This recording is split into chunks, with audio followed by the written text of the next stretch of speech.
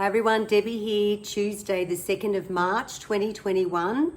First card is the King of Wands in reverse. So when we get anything in reverse, it can be to do with a complete reversal of the meaning, which I'm going to give you now, or it can be a postponement or a delay of the real meaning.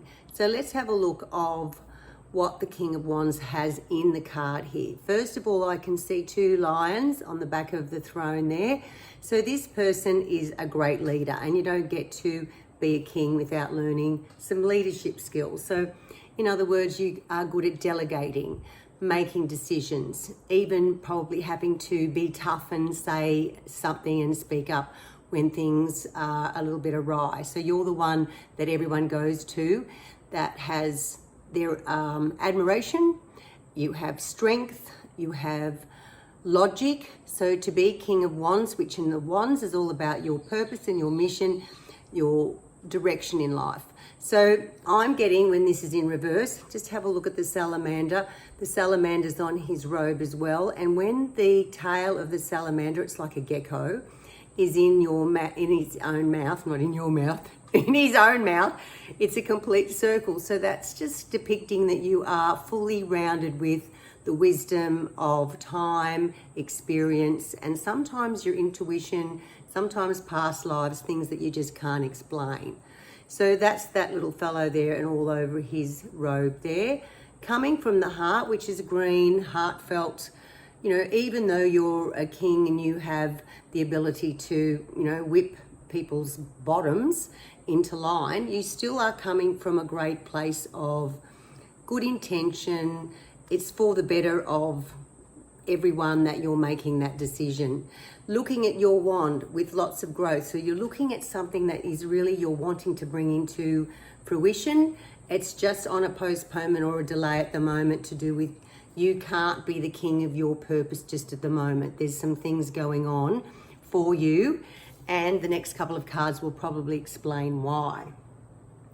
10 of Swords. Looks pretty daunting, doesn't it? Lots of swords in your back, a little bit of blood happening down here. The red is about passion and desire. The orange is about being creative. The blue is coming from the throat. And the swords, remember, are all about your thoughts, and you can put those thoughts into very cutting words. So this is very, very sharp edges, the double-edged sword sticking into your back.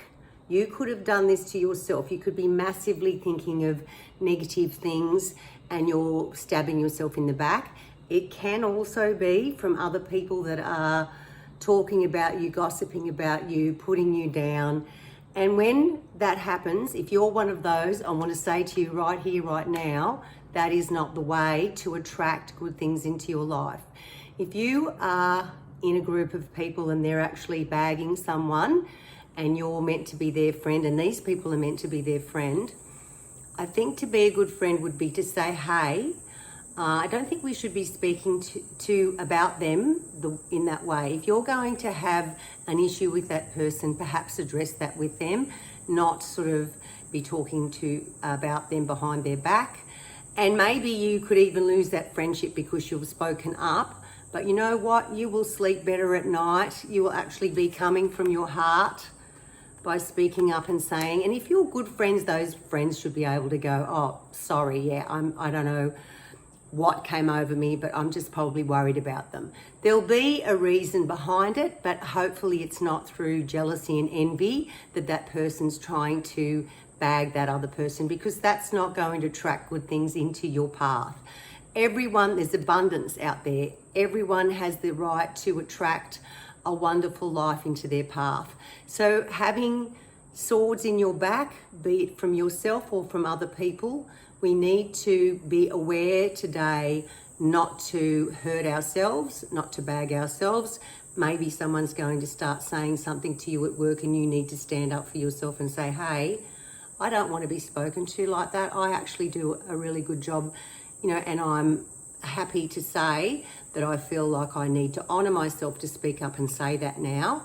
So it could be about honouring self. It could be about pulling somebody up that's doing the wrong thing with somebody else's reputation on the line. So because You would feel terrible if you didn't speak up and someone was saying that about you, and you would have been feeling like blood coming out of you and hurting in the back. You don't want to be stabbed in the back. No one does. Put yourself in that position and you won't do anything nasty like that.